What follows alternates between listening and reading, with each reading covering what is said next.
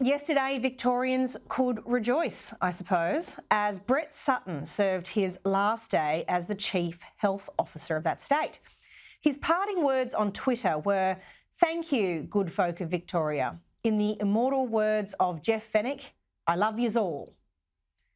Well, I'm sure Victorians really felt the love back when Sutton was behind the decision to close playgrounds for school kids without any clear scientific basis for doing so. Check this out.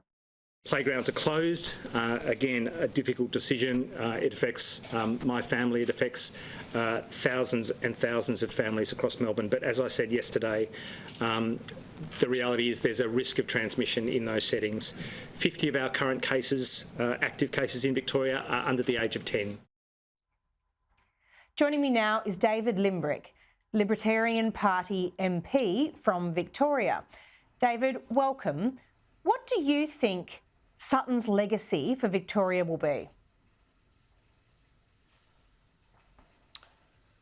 I don't think we've had a reckoning yet to determine whether these actions were actually beneficial or not. Like there's, you pointed out the playground closures. I could point out many examples where they shut down the schools to stop transmission because they thought that, they treated children like they were disease vectors. I'm concerned about the way that mandates have undermined public confidence and trust in public health. And many of these things just haven't been looked at to see whether they were good decisions. And the ones that we have looked at, such as the housing tower lockdown, which was looked at in detail by the Victorian Ombudsman, she determined that it was a clear breach of human rights.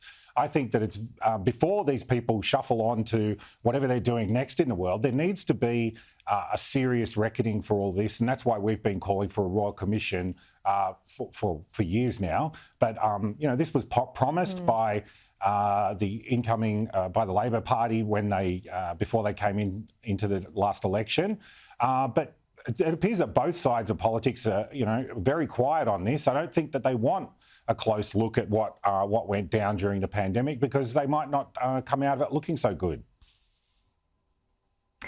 It's madness not to learn, though, from what were an extraordinary set of circumstances and a whole bunch of new approaches, good or bad, that were tried out. Any kind of approach to learning and continual improvement necessitates this, in my view. But we can and should make fun of Sutton in many ways. But we have to remember it was our elected politicians that happily signed off on every idea he seemed to have, whether or not it was supported by the evidence available at the time.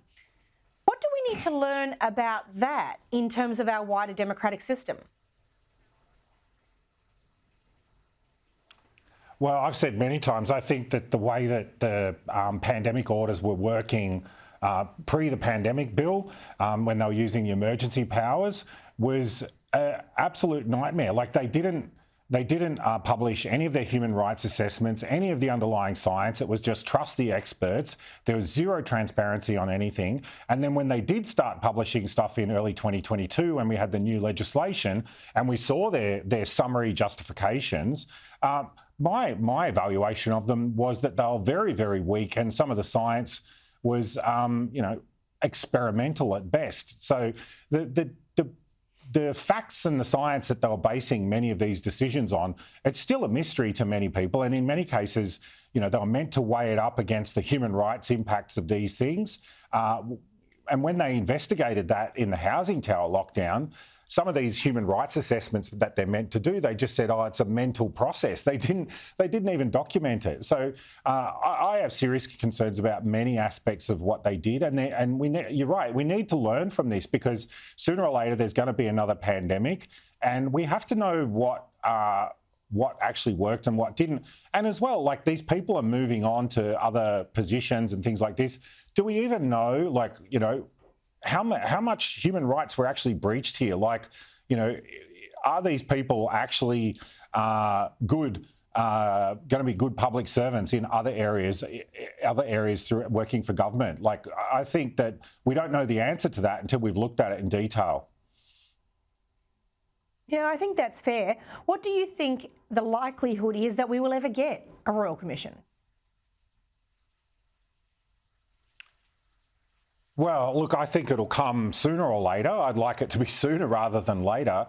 This, as I say, people are moving on, politicians are moving on, and no one wants to talk about it. I would be very disappointed if the government waited until pretty much everyone who had anything to do with the pandemic was gone before they investigated it. That would be an outrageous turn of events. Everyone knows that when you're analysing an event, the distance in time between the event and when you analyse it makes it more and more and more difficult. I think we need to analyse it as soon as possible to get the best view of what we can. Even now, I would say it's too late. It should have happened as soon as the emergency powers ceased. They should have immediately had a Royal Commission to look at what went down. That hasn't happened, but we need to do it as soon as possible.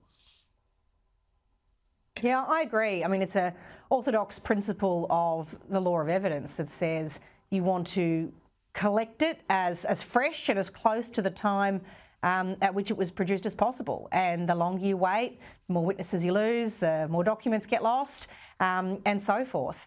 But the idea that we would go into the next chapter of Australian public policy without critically looking at things like, does what we did in the name of health during COVID stack up against the number of, undiagnosed cancers and mental health problems and isolation-based suicides or people pushed to the edge from the economic impact of mandates and so forth? We haven't even had that cost-benefit analysis, and it's really quite unacceptable. But can I commend you, David Limbrick, not just for spending your time with me tonight, but for your consistency on this issue over a long period of time. Keep it up. Thank you.